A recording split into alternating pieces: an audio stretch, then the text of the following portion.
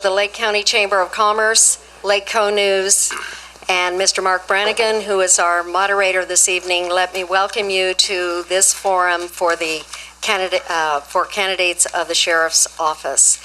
The Chamber, and some of you weren't in here when I announced this earlier, the Chamber feels very strongly that an informed public makes wise choices when they hit the ballot box, and that's what we want you to do.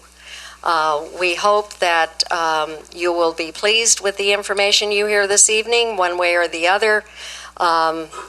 We have supporters for all candidates in this room, and we always ask that everyone remain respectful.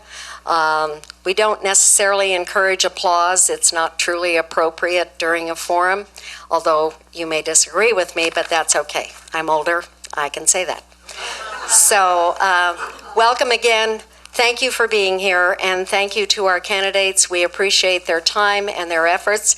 I will tell you, for those of you who do not listen to KXBX AM in your office, as I do, they had a similar forum this morning. So they've had a lot of practice just today alone. So thank you again for being here, and I will turn the microphone over to Mark Brannigan. Thanks, Melissa. Hello and welcome to tonight's Sheriff Candidates Debate. My name is Mark Brannigan. I'll be this evening's moderator. We're glad tonight to host the candidates in this year's race, Bob Chalk, Brian Martin, and Frank Rivero. We're going to offer them opening and closing statements as well as 2 minutes to answer questions, plus a rotation that will allow each candidate to ask questions of their opponents. We want to recognize the Lake County Chamber of Commerce for co-sponsoring this event with Lake County News. Mackenzie Payne of Velocity Video is once again our videographer for this evening, and we thank him very much for his work to help these debates be viewed by community members. And let's get started. We'll begin with the 2-minute opening statement. Oh, yeah, Melissa. So one of the ground rules is time. So we're going to try to get through all these questions as quickly as possible. We have a 2-minute, each question is going to be 2 minutes, where each candidate has 2 minutes to respond. And Melissa here is going to be keeping the time. And we have 2 cards here. One is a yellow card. So when that card is raised, we're going to be looking for the candidates to start to wind the question down. 30 seconds. Yeah, it'll be 30 seconds left, so it'll be a minute and a half into the question, answering the question. When the red card goes up, the question should be completed. And that's just to give everybody enough time to answer all these questions and be aware of your time to be here and wrap this up on cue. Okay, anything else, Melissa? Okay, let's get started. We'll begin with the 2-minute opening statement. The order was determined beforehand by a selection of a number, and the order that was determined by this random number came out as seated. We have Brian Martin's going to be the first candidate to give the opening statement, and we'll also do that with the questions. Brian will be asked the first question, then it'll go to Bob on the second question. The third question will go to Frank. So we have the opening statement for Brian. Thank you, Mark, and thank you, Melissa, for putting on this forum. I also want to thank all of you for spending your evening here with us, and a special thank you to my wife, Crystal, who's seated in the front row. She just blew me a kiss. That's her code for keep it short and sweet. 2 minutes doesn't leave a whole lot of time, but I just want to tell you a little bit about myself. I'm a military veteran, the only military veteran on this panel. I served as a military police officer in the United States Army. My career continued when I joined the police department at Pismo Beach Police Department. I became a deputy sheriff in Lake County in 2005. I promoted through the ranks from deputy to sergeant to lieutenant, and I am currently the assistant chief probation officer. I talk really fast because I'm sometimes a little bit nervous and there's a lot of information to get in. I have a Bachelor of Science in Public Administration with a concentration in criminal justice. And I've been actively involved in law enforcement for my entire career. I have over 22 years of law enforcement experience. Sometimes the question comes up is, well, this guy, he's too young for this job. I'm 42 years old, for any of you that have questions about that. I think as goes in the fairy tale, I think my age is just right for this job. I have a long career ahead of me, and I plan on serving this community for years and years to come. What I bring to the table is a spirit of cooperation and collaboration. During the course of my law enforcement career, I've worked with law enforcement agencies and officers across the county, across the state, and across this country. I fully understand the meaning of unity and cooperation and collaboration in providing effective law enforcement community services to our communities. What you will get from me, Brian Martin, as your sheriff, is a leader you can be proud of and one that you can respect and look forward to having make positive changes. Not change just for the change of change's sake, but positive changes and improvements. Thank you. Thank you, Brian. Next, Bob Chalk. Also, my accolades go out to each and every person here for being attentive to coming and paying attention to what's going on and how important this election is going to be. Thank you also, Mark and Melissa. As many of you know, I'm a fourth-generation resident from Lake County. I was born and raised in Kelseyville. I graduated from Kelseyville High School. Then I attended Yuba College in Marysville. After completion of the college, I returned to Lake County and went to work for the Lake County Sheriff's Department. I worked as a deputy sheriff at the Lake County Sheriff's Department. I worked from 1975 to 1981. In 1981, I was asked to join the newly formed Clear Lake Police Department. I accepted that offer and went to work for Clear Lake Police Department. I began as a patrol officer. I later became a sergeant, a lieutenant, worked for 9 years as second in command, and spent the last 14 years as a police chief for the city of Clear Lake. I'm very proud of the accomplishments in Clear Lake. I'm very proud of the men and women working in Clear Lake also. They endured day in and day out to help Clear Lake reduce the crime rate by 65% during my 10 years as police chief. And I'm exceptionally proud of each and every one of the Lake County's law enforcement officers, and that includes all the staff members that work for each and every one of the law enforcement agencies. Many of you have probably heard that I spent the 32 years of law enforcement in Lake County. I'm also a graduate of the FBI National Academy in Quantico, Virginia. You may know that I've managed multi-million-dollar budgets. I did that for 14 years as a police chief. Not at one time did I ever exceed my budget. In fact, almost every year I had a cost balance at the end of the year. Fortunately, I was able to carry that over to the next year, which allowed me to modernize a lot of the equipment, including the computerization. And I'm done. Okay, thanks, Bob. And the next introduction is from Frank Rivero. 2 minutes. Thank you very much. I'd like to thank all of you for being here, and I'd also like to thank the people that are out there watching this on PEG TV. That's an important asset that we have in Lake County, and I'm grateful for it. Ladies and gentlemen, this is National Police Week. On behalf of my colleagues, Mr. Chalk, Mr. Martin, Lake County Sheriff's Office, and myself, let's join as one with our great nation to celebrate and show our heartfelt thanks to the men and women of law enforcement. Because you elected me sheriff, you live in a safer community.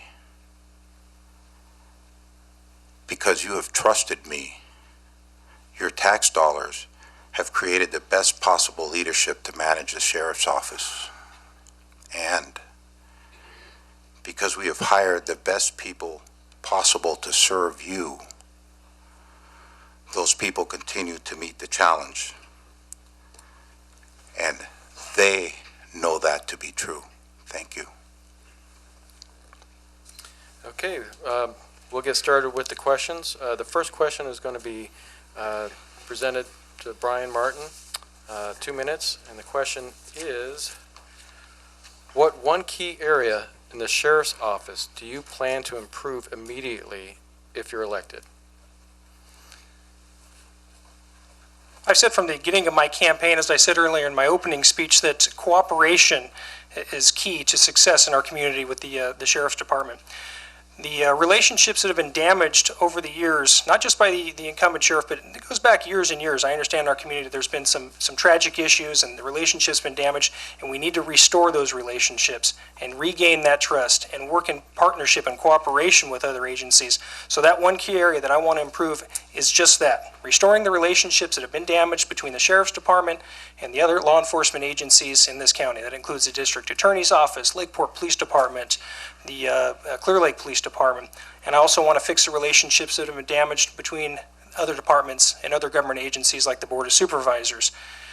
This is not something, providing public safety in this county is not something that can fall just on the shoulders of the Sheriff's Department alone. It requires a group effort. Last time I checked, we were all in this together. We all had the same goal of making Lake County a safer place, and we can do so much more efficiently, much more effectively, and much more effectively once we reestablish those relationships. Thank you. And Bob Chalk, what one key area in the sheriff's office do you plan to improve immediately if you're elected? Communication and cooperation are extremely important. However, when it comes down to the one immediate item that I would restore and improve upon, I'm going to have to say that my first motion of action as sheriff would be to turn the RIM system back on to all the law enforcement agencies. First priority, number one, is safety. And that's going to bring safety back not only to the public, but most importantly to the officers in the most expedient manner that we can. Okay, thank you. And Frank Rivero, what one key area in the sheriff's office do you plan to improve immediately if reelected? My highest priority for the next term is retention and recruitment. We have some outstanding law enforcement officers at the Lake County Sheriff's Office, but unfortunately, they are severely underpaid, and therefore, they are easy prey for other surrounding counties that can pay quite a bit more than us. That's not to say that I want to gold plate any packages or go beyond what is reasonable. But at this point in time, our deputy sheriffs in the position of Deputy Sheriff 2 are 31% below the mean average of the 12 surrounding counties. That is simply unacceptable. It also leads to difficulty in recruitment. We want to recruit the best and the brightest people possible to serve as your law enforcement officers here in this county, but there is a lot of competition out there, and that competition provides tremendous benefit packages, tremendous salaries, and we must be able to at least compete on the same level in order to have a chance of recruiting those individuals.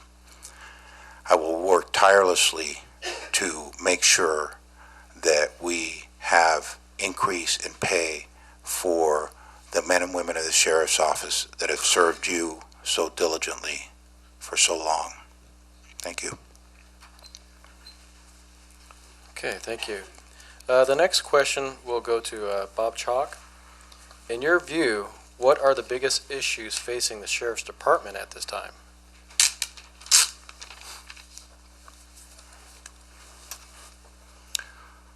The largest issue facing the sheriff's office is going to be safety, and that's primarily because there's a need to hire additional deputies. Response times are slow at best on most occasions. Backup for the officers is less than necessary in most all the instances that occur throughout the rural areas of the county. I think the largest issues as far as safety is going to be addressed through training and the additional hiring as possible and the cooperation and working with the other law enforcement agencies. When there's a lack of sheriff deputies in a specific area and officers from the police departments and other law enforcement agencies in the county are available and willing to assist, that's going to be a great benefit to the sheriff's deputies that are in the rural areas and need assistance and backup for their own safety. Okay, thank you. Frank Rivero, in your view, what are the biggest issues facing the Sheriff's Department at this time? The biggest issue facing the Sheriff's Department at this time was not anyone's fault in this room. It was Assembly Bill 109, which is commonly called as a realignment. That realignment transferred state prisoners into local custody. It also released approximately 10,000 prisoners early from state prison. Those prisoners have been distributed throughout the state and currently run free. It causes a twofold problem. First, We have individuals who are extremely sophisticated and out on the road and understand law enforcement and have spent much time in prison learning how to defeat law enforcement, and that presents an enormous officer safety risk and hazard that's unacceptable. Second is jail overcrowding. When I started as sheriff, I had approximately 170 inmates inside the Hill Road Correctional Facility. We are now ranging somewhere between 325 and 350 on a daily basis.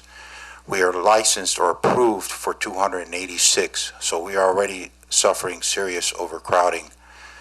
I expect that overcrowding will continue as more people are sentenced under the realignment, and expect to see in excess of 400 plus by the end of the year is my estimate. We too will be faced with overcrowding lawsuits and civil rights lawsuits, and we need to address that immediately. Okay, Brian Martin, in your view, what are the biggest issues facing the Sheriff's Department at this time? I'm in agreement with the incumbent sheriff. I think both he and I have been dealing with the issues presented to this county and law enforcement in criminal justice realignment issues, and it's gotten out of hand. Our facility that's licensed for 286 inmates is now anywhere from 300, as his estimates are, 325 to 350.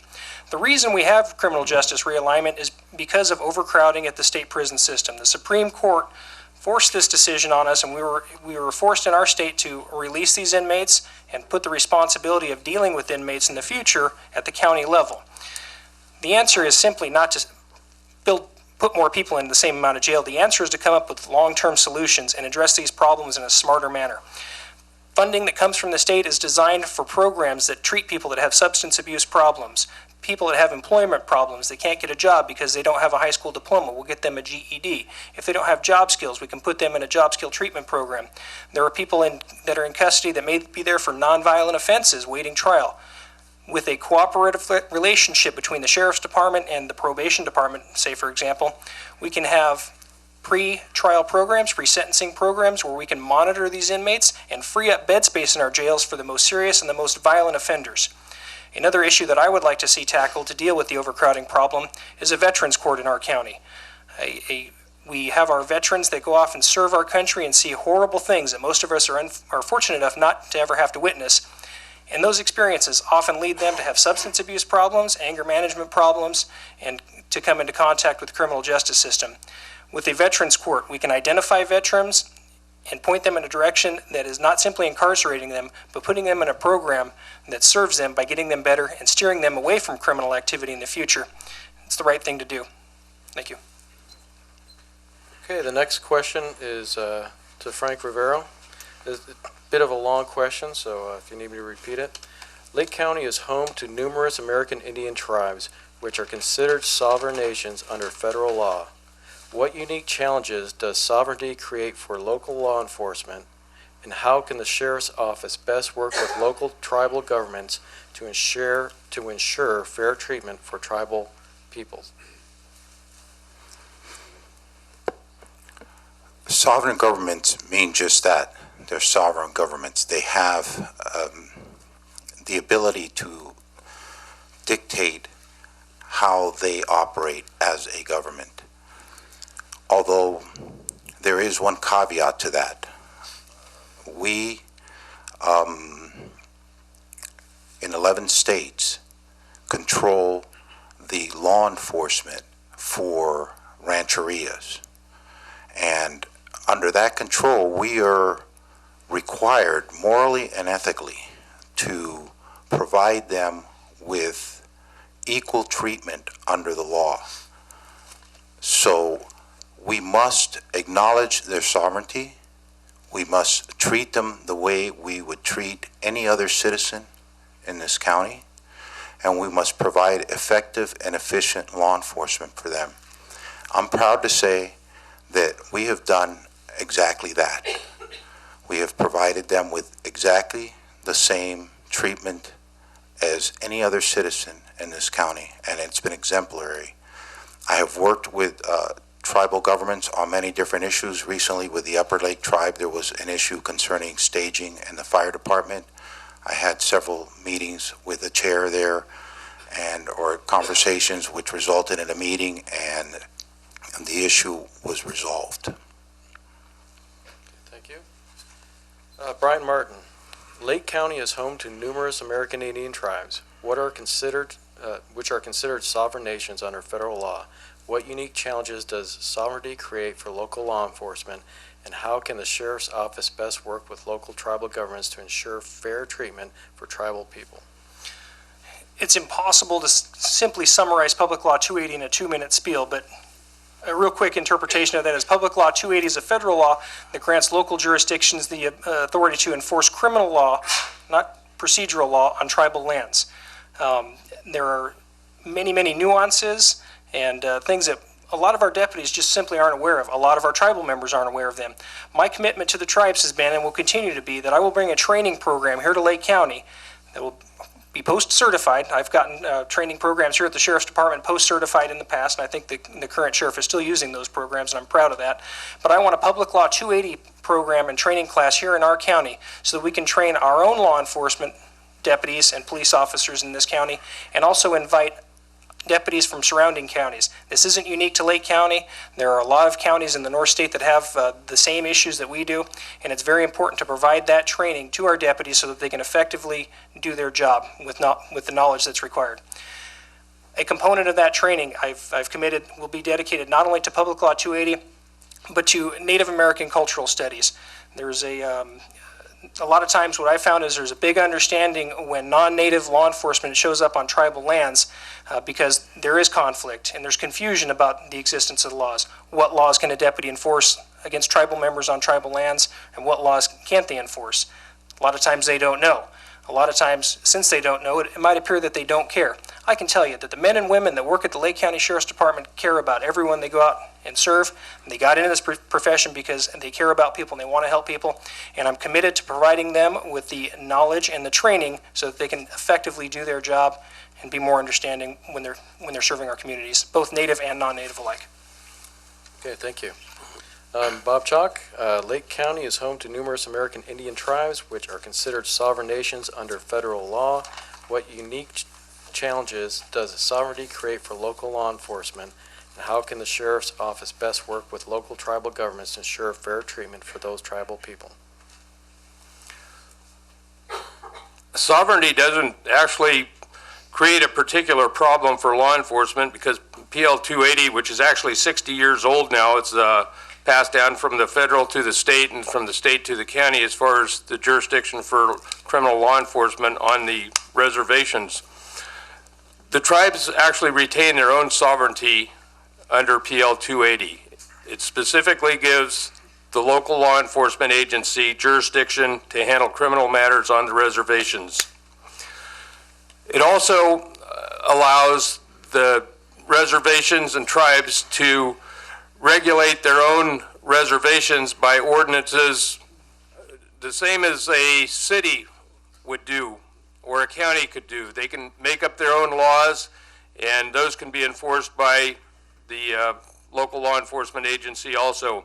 They also have a right to have tribal courts. I would suggest that tribal courts are used for a lot of the incidents that occur on the reservations. That has to be with the authorization from the district attorney. The sheriff could only make the recommendation.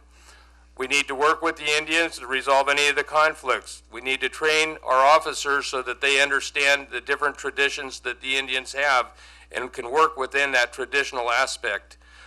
I would work in training the officers. I think that one of the most important aspects that we have in this county is from the gaming on the reservations, and we need to make the reservations safe for those people that are actually using the gaming facilities on the reservations.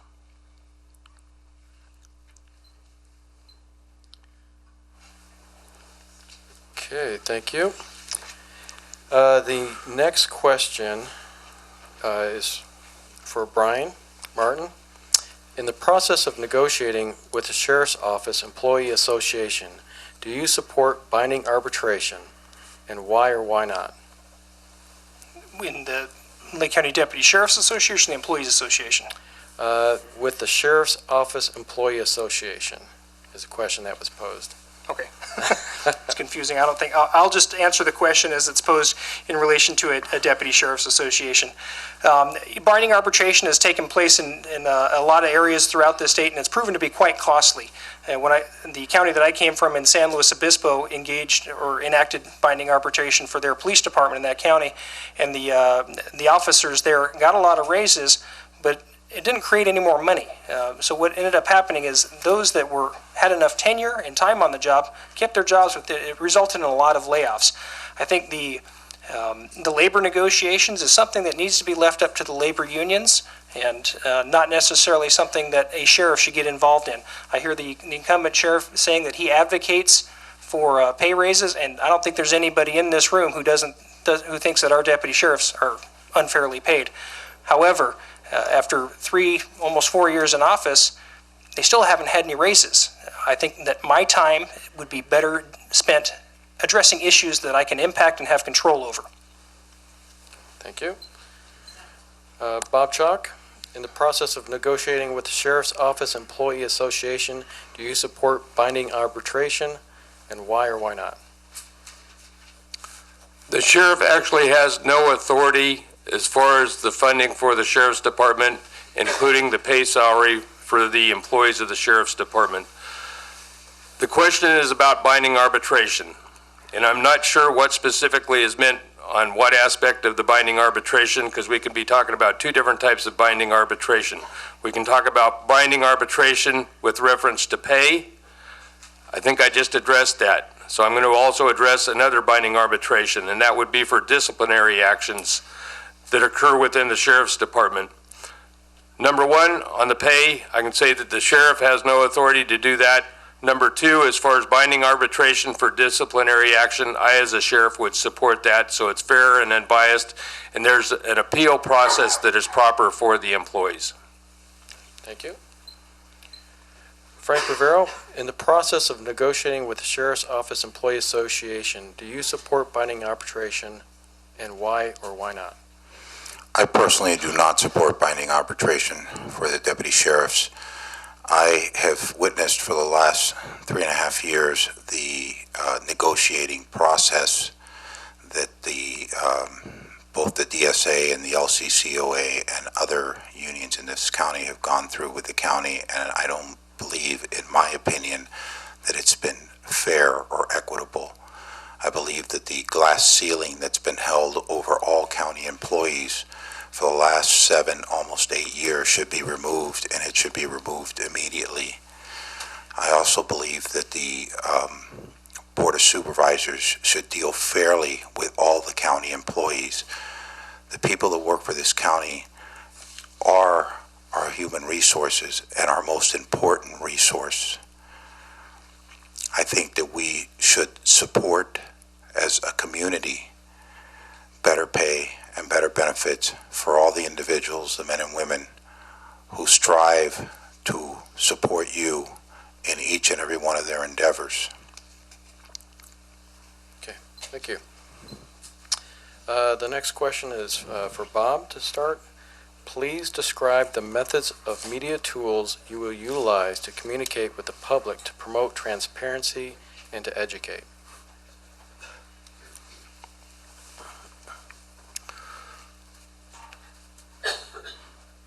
There are a lot of different tools to use in communicating with the media. First of all, I'd have to say my mouth would be number one. I would talk with the media and answer questions for them, whether it be in person or on the phone. Number two, we have to look at what the electronic media has gone to nowadays, and it's the fastest form of disseminating information to the public through the media. I would work very specifically on enhancing the media processes that occur within the sheriff's office and disseminating the information in an expedient fashion through electronic means. I know that they have the Nixel program that's in process with the sheriff's department. I believe that that's a good program in disseminating information not only to the media but also to the public. I think just cooperating with the media and letting them know that you're there to answer questions for them, that you're going to be open and honest in answering the questions, and you're not going to try to cover anything up, is the best support that the sheriff and the media are going to have together. Thank you. Frank Rivero, please describe the methods of media tools you will utilize to communicate with the public to promote transparency and to educate. When I took office, I implemented Lexipol, which is a procedural manual that is designed to unify the rules and regulations of many law enforcement agencies in the state and hopefully in the United States. In that manual, we use Nixle as our primary tool to release media information. But it not only releases it to the media, it also releases it to about 3,000 residents at the same time who are signed up for the Nixle program. That allows people to see the press release before it has been, let's say, changed by the media. It gives direct access not only to the media but to the public.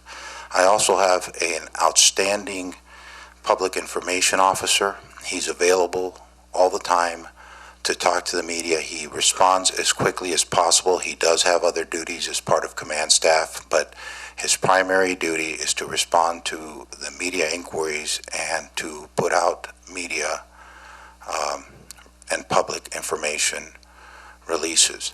I also publish my cell phone to everyone in this county. There should be no one in this room who does not have my cell phone, so that they can have direct communication with me at any time that they need it.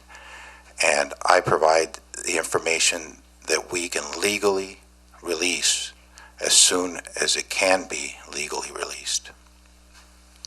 Okay, thank you. Brian Martin, please describe the methods of media tools you will utilize to communicate with the public to promote transparency and to educate. Obviously, with increasing technology, social media is the media of the future, but we still have our local press here, our Lake County News and the Record Bee, and as well as the Press Democrat, who are kind of our local news sources here. We've heard talk about the Nixle program. I implemented the Nixle program before I left the Sheriff's Department. I'm very familiar with how it works. To me, the Nixle program, as it's been used since the incumbent sheriff took office, is a very controlling and not a full use of the Nixle system.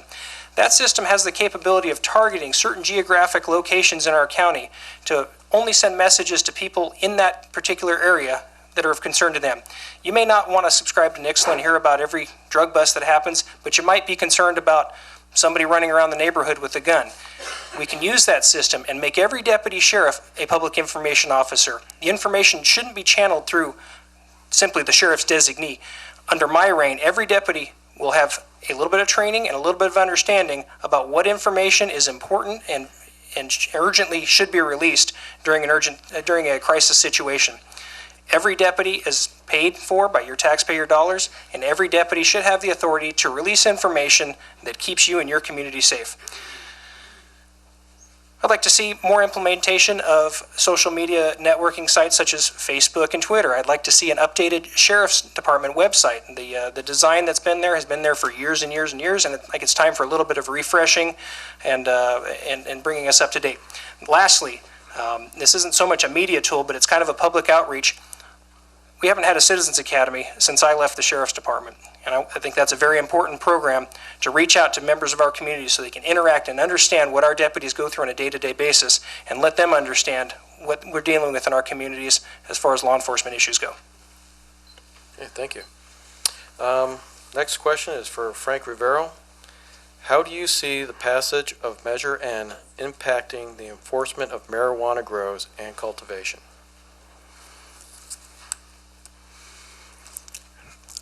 I believe Measure N is a step in the right direction to controlling the unmitigated marijuana growing that has afflicted our county for decades.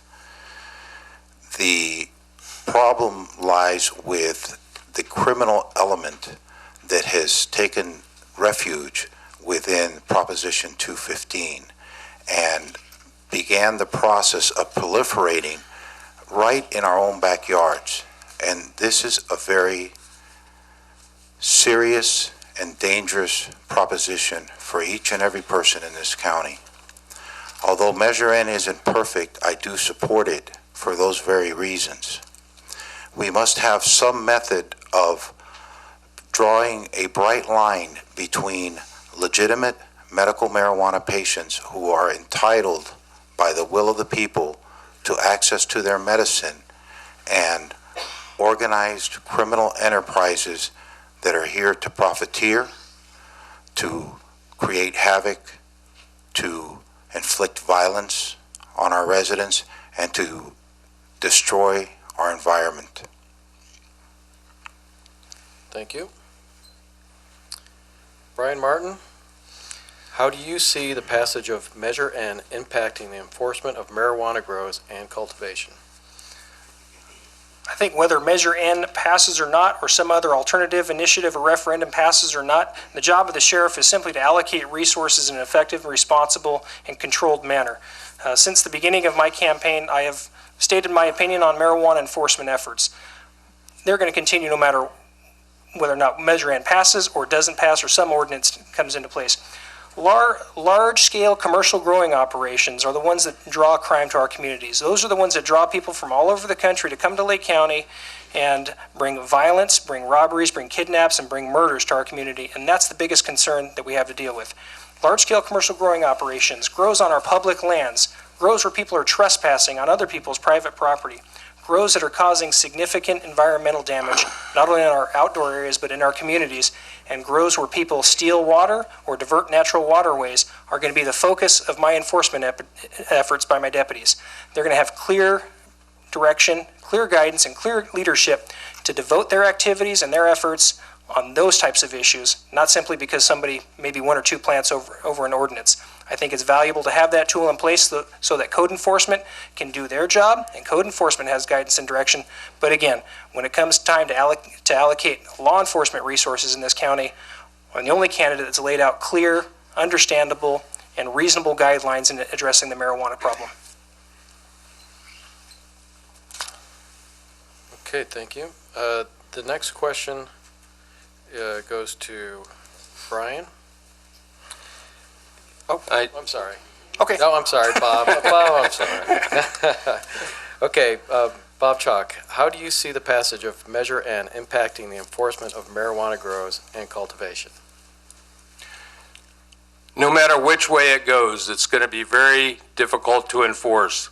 We have to look beyond the enforcement aspect and also look at whether or not the cases are going to be prosecuted, because the district attorney's office does not have the staff to be able to prosecute all the cases. So we have to look at prioritizing the cases with reference to the marijuana grows. First of all, it needs to be said that the Code Enforcement Division is the actual authority in regulating and enforcing the zoning ordinance, which would be controlled under Measure N or currently is controlled. So how is the sheriff's office going to do it? Well, we know that we're not going to have the proper resource and staffing to be able to do it. The sheriff is going to act as an assistant to code enforcement on many of the incidents. There are incidents where the sheriff, for public safety reasons, is going to need to enforce some of the marijuana regulations that are way outside of what Prop 215 was intended for. It's going to have to enforce the grows that are on the public lands, going to have to enforce the large commercial grows. But that being said, I'm going to tell you that I'm saying something today that I never thought that I would say originally, and it's time that the marijuana issue be resolved. We're going to be going through this year after year after year as we have in the past. To make a short summary of this, because I'm going to run out of time, it is time that on a national basis that marijuana be legalized and regulated, that it be commercially grown, commercially distributed, and it come under the auspice of the Food and Drug Administration or something similar to the Alcoholic Beverage Control Act. Most importantly, the marijuana needs to be taxed, just as alcohol and tobacco products are today.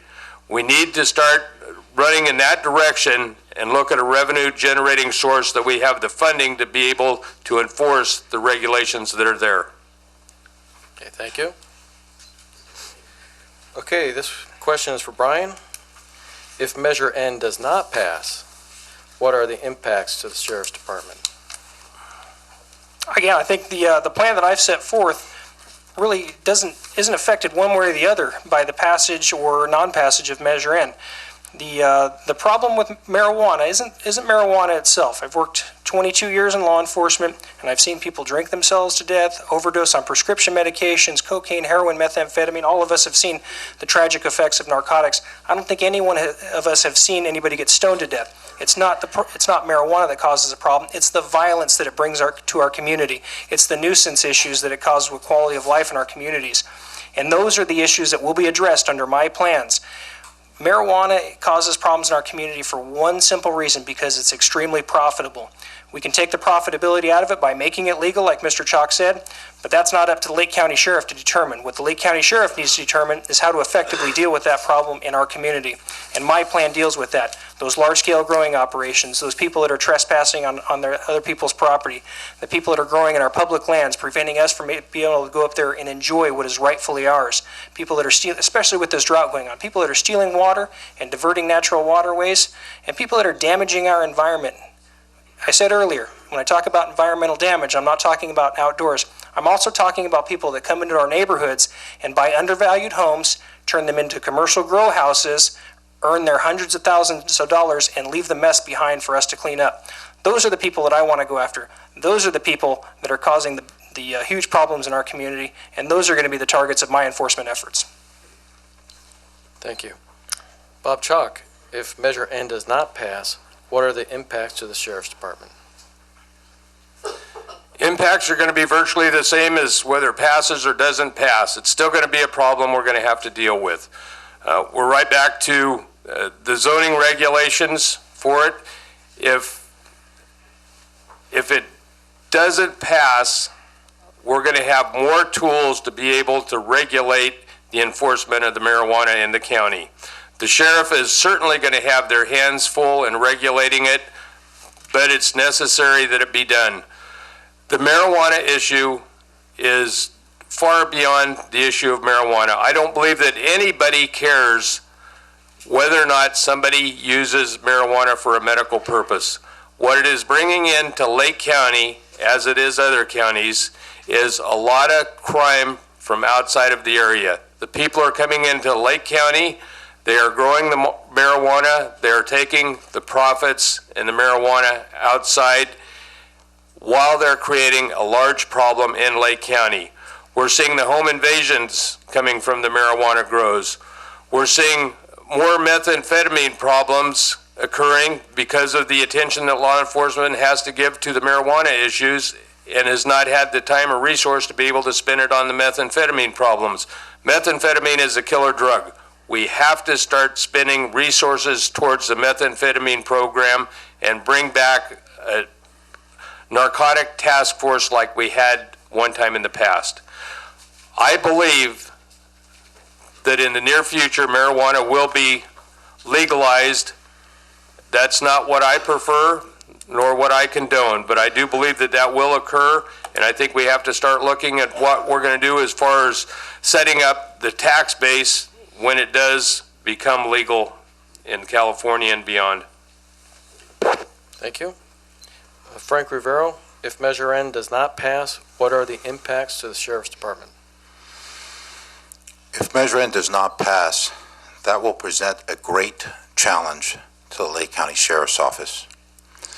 With an ordinance in place, we can continue to do what we have been doing for the last 3.5 years, and that is the eradication of major grows that are owned and operated by people who are organized criminals.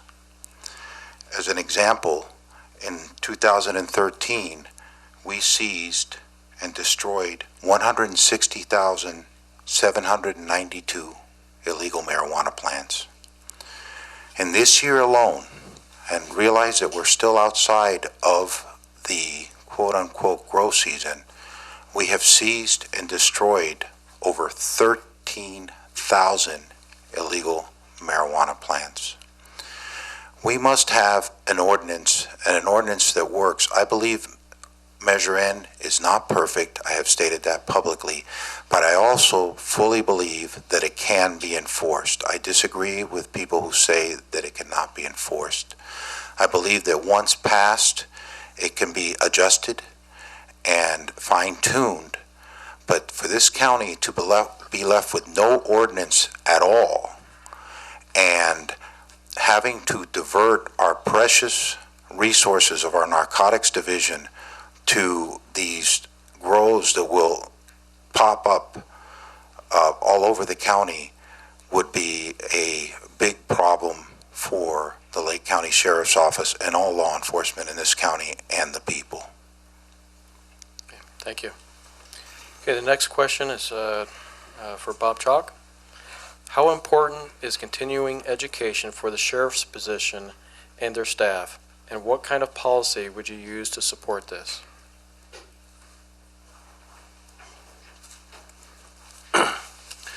Continuing education is vital in no matter what industry you're in, particularly in law enforcement because the laws change sometimes weekly.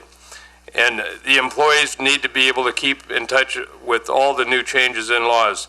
Now, that being said, there are standards already set in place for continued training and mandatory training for all law enforcement officers. I think it's imperative that the sheriff attend training, primarily in the executive level training, so that the sheriff has the proper management skills to run a department. Continuing education on the lower levels should be geared towards certain assignments for the deputies in this case. Say, for instance, if a deputy is wanting to go into investigations, then the deputy should be able to take classes that are geared more towards the investigative level, whereas if a investigator wanted to promote to sergeant, they should be allowed to take classes that are more designed towards the supervisory level. Now, POST, or the Peace Officer Standards and Training, which is a state-run agency, has been around for a long, long time.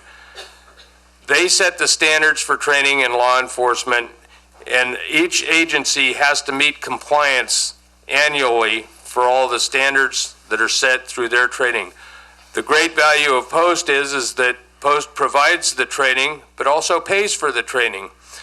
In law enforcement agencies, cost for the training is virtually nil when it comes to that training. And the officers ought to be able to take specialized training classes so that they can advance in their career, whatever career pathway that they want to take.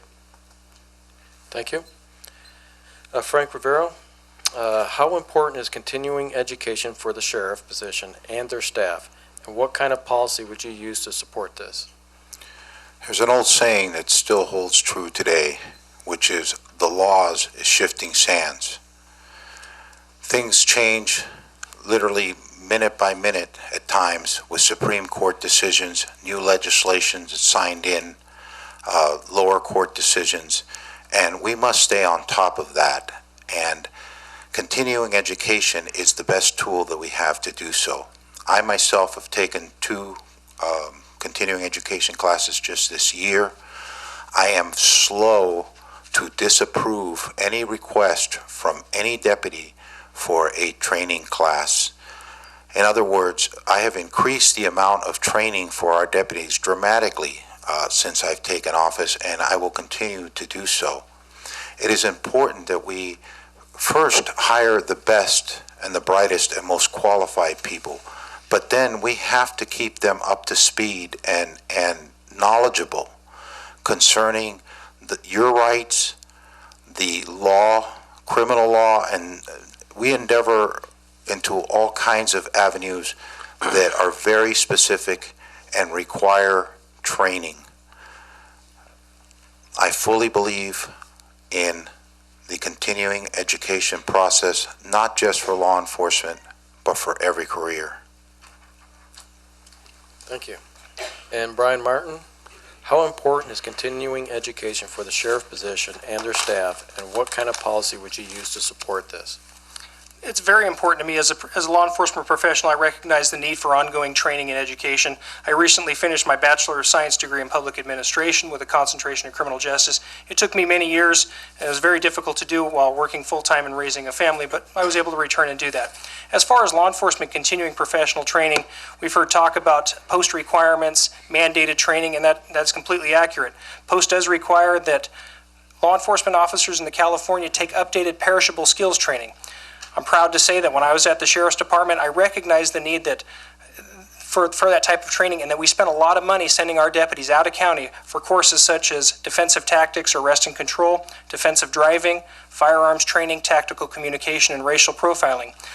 I got post-approval. I got instructors certified here at our agency right here in Lake County to provide that training not only for our sheriff's deputies, but we also provide training for other law enforcement agencies within the county. Investigators from the district attorney's office, from Clear Lake Police Department and Lakeport Police Department all send people to participate in those training programs that I implemented. As far as the cost being virtually nil, there's been a lot of changes over the last few years, and those post-reimbursement fundings have dried up in a lot of cases, and Post doesn't have an unending coffer of money to reimburse agencies. To me, I recognize that it was important that we provide our deputy sheriffs with those opportunities. We can meet the state mandated requirements by providing that service in-house, and then when it comes time to seek that post funding, we can send them for the extra training, the investigations training, the sexual assault training, the elder abuse training, the financial crimes training, and the narcotics investigation training. Clearly, my activities demonstrate my value and understanding of the need for that training, and I'm happy that the sheriff has continued to use my programs, and I hope that they're serving the deputies well. Okay, thank you. Okay, we are 9 minutes to 7. I have a question that was submitted by the audience. It's going to be asked for Frank Rivero to start in the response. How important is it to you to work with other county departments? And please give an example where you worked well with other county departments.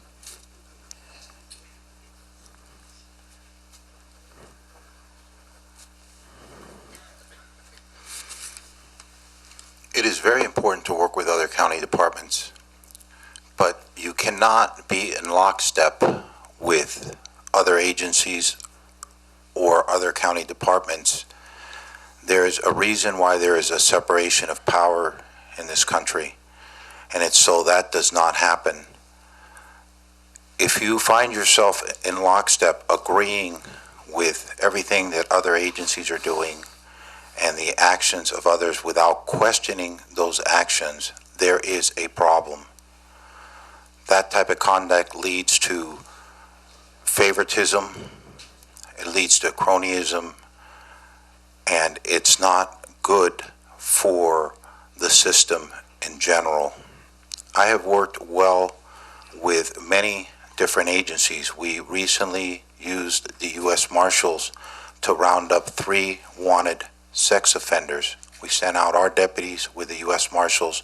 We found those individuals. We incarcerated those individuals. I've worked well with DEA in mitigating and prosecuting the drug problem in this county. And I will continue and make every effort to work well with any department or individual that is looking out for the interests of the people and putting the people's interests in front of their own. Okay, thank you. Okay, Brian Martin, how important is it to you to work with other county departments? And please give an example where you worked well with other county departments. As I said at the beginning of my opening speech, those relationships that need to exist in order for us to work as a team to provide law enforcement services in this community are essential. You can't have an agency with a rogue leader who doesn't want to cooperate with other departments and other law enforcement agencies. I'll give you an example of, you're asking an example of when we've worked cooperatively with other agencies. At the same time that the incumbent sheriff cut off Lakeport Police Department from the RIMS system, he also cut off the probation department. Lakeport Police Department, the city of Lakeport, got an injunction and a restraining order ordering that access restored. we didn't decide to do that because it doesn't make a whole lot of sense for the county to sue the county. So we've been working without the RIMS access that we used to have. We continue to work cooperatively with the Sheriff's Department. When their gang task force members call and ask for our assistance, or when they call and ask for information about a probationer because the information that's contained in their system isn't kept up to date because we don't have that access, we gladly provide assistance. We gladly provide them with the information that they need to do their job because it's the right thing to do. We also operate a day reporting center. We're in talks now. I know at the Board of Supervisors meeting recently, we talked about letting our contract lapse with BI and running our own day reporting center. Part of that is going to be probation officers and probation department members working cooperatively with behavioral health members, working cooperatively with Office of Education to provide high school diplomacy and literacy programs. That's clearly what we do in the probation department every single day. I want to bring that spirit of cooperation to the Sheriff's Department because it's the right thing to do and it's the more effective and efficient way to serve. Thank you. And Bob Chalk, how important is it to you to work with other county departments? And please give an example where you worked well with other county departments. It's vitally important. That's survival when you're in law enforcement. You have to be able to work together. Look, the criminals have no boundaries. Law enforcement should not have boundaries either. All of the agencies need to work together as one. It should not matter the color of the uniform that you wear. We're all out there to do the same job. We're all being paid by taxpayer money. On a personal level, as far as what I've done to work with the agencies, let me explain this to you. I don't think you're going to find anybody that has developed more programs that worked in collaboration with the other law enforcement agencies in Lake County. And I'm just going to name a few. Let's look at the Lake County Narcotic Task Force when it came to Lake County. We developed the Lake County Narcotic Task Force. That involved officers from the Highway Patrol, from the Sheriff's Department, from both cities, from probation, and from the District Attorney's Office. That was a collaborative effort to work throughout the county on the drug problems. What about the county-wide sweeps that are even continuing today? We developed, while I was in Clear Lake Police Department as second in command, we developed that program that worked on a county-wide basis and got the other agencies to participate. We also got a grant for DUI enforcement, which involved both city police departments and the Highway Patrol. There is nobody that you're going to find that feels stronger about a collaborative working relationship than I do. Cops all do the same job. It doesn't matter the color of the uniform you wear. Thank you. Okay, this brings us to the section where the candidate will get to ask a question to the other two candidates. And the question will be followed by an answer period for up to 2 minutes from each candidate. And we'll start with Brian Martin. I want to first start by tipping my hat to my opponents. This campaign process was something like I've never experienced before, and I think that you two have been involved in this, and so you have the understanding. I think it's kind of like going to boot camp or airborne school or SWAT school. If you haven't been there, you don't really know how challenging this is, and I want to, like I say, tip my hat to these gentlemen that sit up here with me for facing the challenges. It's been tasking, but it's also been very rewarding, and I want to thank you both for your years of service. As challenging and daunting and rewarding as it is, the election process ultimately has to end in one manner. This campaign will come to an end, and it's possible that one or both of you may be eliminated at the primary election. So my question for you is, if you lose and the other two candidates go on to the general election, will you publicly state who you will support and why? Is that for Bob or for me? Either one. Frank, go first. We'll just go in order, so Bob Chalk. Boy, If you go thanks, Mark. I know. Someone has to make the decision.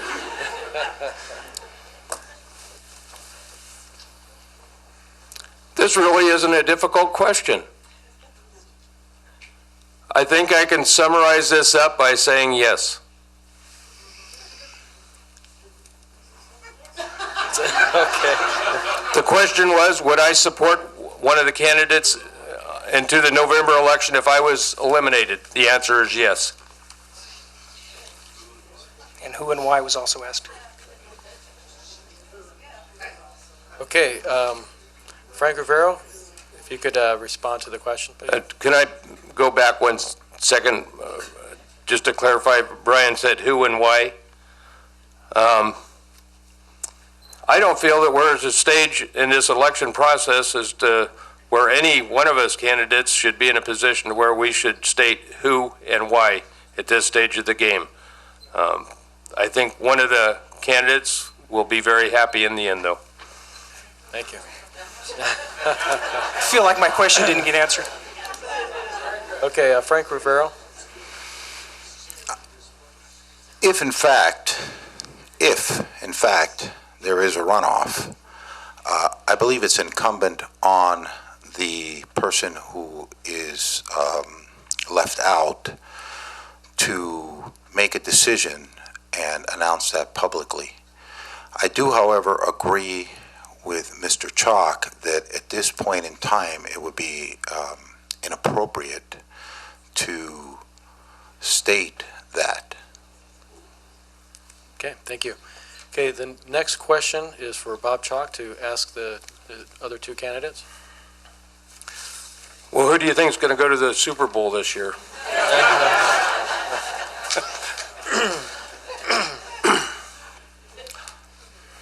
I would ask the same question of both candidates, and simply put, what is the weakest link that you would have as being sheriff? Okay, and then we'll go to Frank Rivero for a response.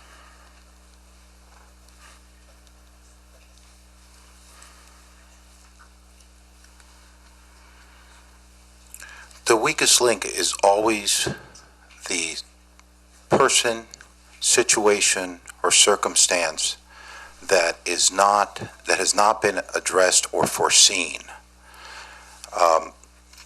It's really impossible at times to know in advance what that is. What you have to do as a leader and a manager is set up systems to identify problems and to correct those potential problems before they turn disastrous. I have done that at the sheriff's office. I have set up systems to identify where we are excelling and where we could use improvements. And I will continue to do that because it has served me quite well. Okay, thank you. And Brian Martin? I've had a lot of time to look into myself and have a lot of introspect during this process. And what I understand about myself is I'm a very demanding person. I have high expectations of myself, and I fully realize that sometimes I have those same high expectations of others that work for me, with me, and that I work for. I think my weakest link right now is finding somebody who has the ability and the willingness to come and work as my undersheriff. I know these my two opponents have already decided who their undersheriffs are going to be. I haven't made that decision yet, and I think that's going to be a decision that I have to grapple with. And once I get my feet wet and get in office for a couple months, I want to make sure that I make that right decision. I want to make sure that I pick somebody that balances my management style, and I think that's probably the biggest challenge that I'll have in my first few months taking office. Okay, thank you. And Frank Rivero, you have a question for the two candidates? With the many years of law enforcement that we have here combined at this table, I believe that we all understand the challenges that we face as leaders and managers. If you were to be elected sheriff, how would you continue your legacy? Okay, and that'll go to Brian Martin. Very simple for me. I'd continue my legacy as I've had my legacy my entire career. I've taken every opportunity during the path of my career to assume leadership roles and look for positions of increased responsibility and look for opportunities to make improvement. When I used to go camping with my parents, they'd always tell me, leave the campsite a better place than when you found it. And I've continued to do that in my professional career. My legacy is going to be that when I leave office, it's going to be a better place because I've been there. I want to make sure that my successor has been identified, that people that work there already, or maybe somebody from the outside, is ready to come in and take over when my work is done. I recognize the value of leadership from my many years of military service and law enforcement, and I recognize that it's people and leadership. It's not tools and cars and badges and guns and tasers and all those other neat things that we get to use as officers that make us successful. It's the people that implement those tools. My legacy is going to be one that I've developed my subordinates, that I've looked out for their well-being, that I've provided an environment in which they can thrive and succeed. And the reason we do that is to serve you, the community, and make our county a safer place. Thank you. And Bob Chalk? My legacy when I leave would be that you had a professional, honest sheriff with integrity that got the job done and left it in a better place than when he got there. There's much to be said about Lake County and the politics in Lake County. I would not want to be known as a person that was politically motivated as a sheriff, and I wouldn't be. I want to leave with respect from all of the employees and associated law enforcement agencies. I would expect that people would look back and view that in several years with much respect for the individual that was in the office. I can tell you that from my past experience of being a chief, talking with lots of other chiefs and law enforcement professionals and managers, that the first thing that happens when you leave office is the person that takes your place comes in and talks about all of the things that you did wrong. And after a period of time, the employees will look back and say, you know, we liked it the way that it was. He was a good, honest person, and he took care of us. I want to be known as a sheriff that the employees respected. One that the employees said, that sheriff had our back when we needed it. He took care of us. Thank you. Okay, we're now going to move into closing statements. Each candidate will have 2 minutes for these statements. This is a time to review any issues that you want to more fully address from this evening's questions or offer any other information that you believe is pertinent. We'll begin this with Brian Martin. 2 minutes. 2 minutes. I just want to summarize by saying that you've had the opportunity to listen to us talk here. I know a lot of you have your minds made up when you came in, but there might be still some people sitting on the fence. I think my wife was on the fence, and I hope I've convinced her to vote for me. When you're looking at the candidates, I think you should really consider who has the knowledge, the skills, the experience, and the ability. Who's the most well-rounded package? Certainly, I don't have as many years on the job as Mr. Chalk. I was probably running around in preschool when he started his career, so I can't lay claim to that.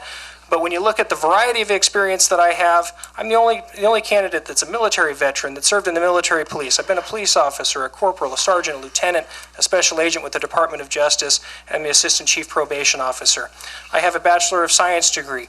My endorsements include endorsements from law enforcement professionals. We've all talked about how great the men and women that serve our community in law enforcement capacity are.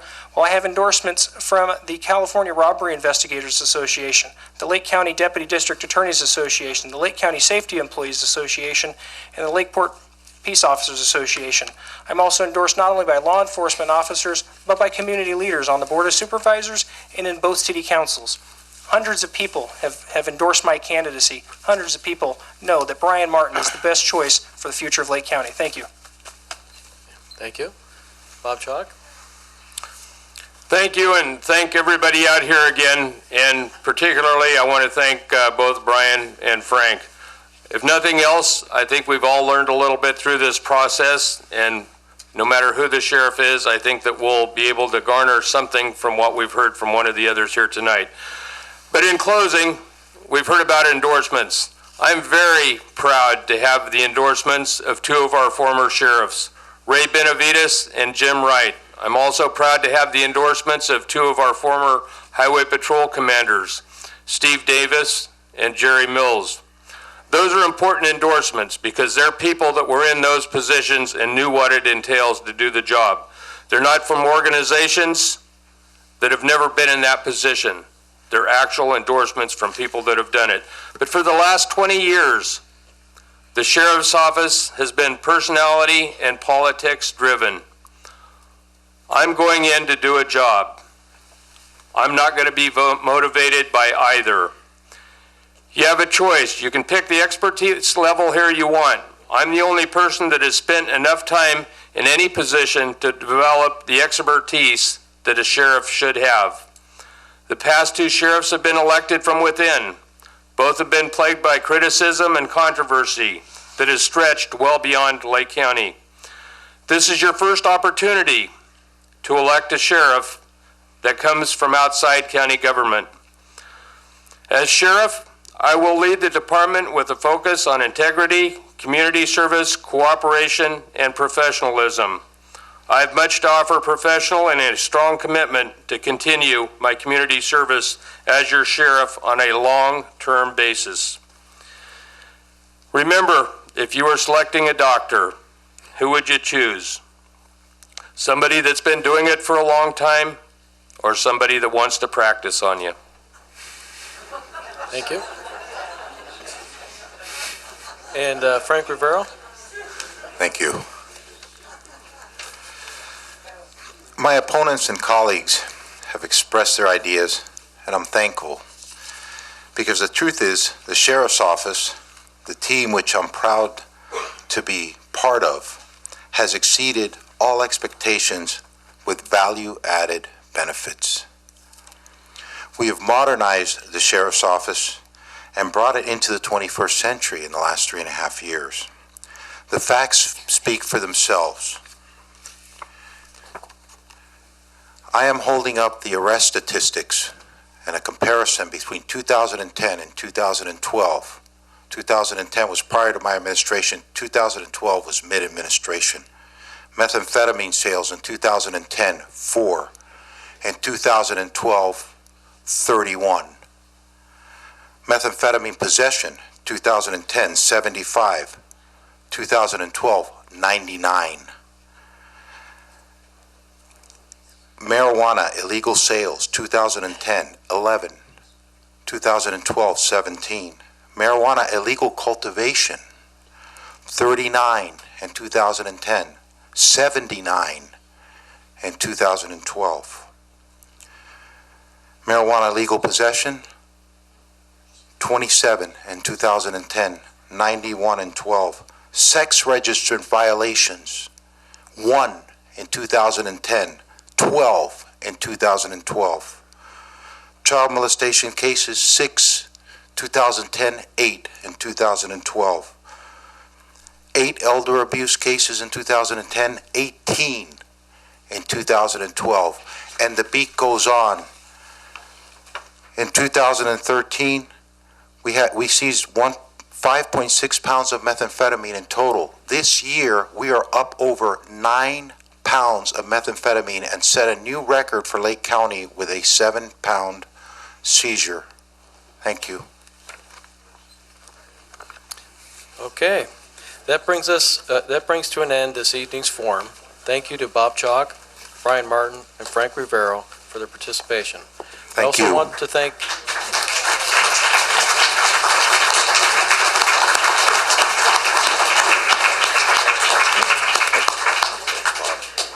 also want to thank those of you who attended this evening or who are watching, and offer again my thanks to the Lake County Chamber of Commerce, Lake County News, and Mackenzie Payne of Velocity Video for their work to bring this event together.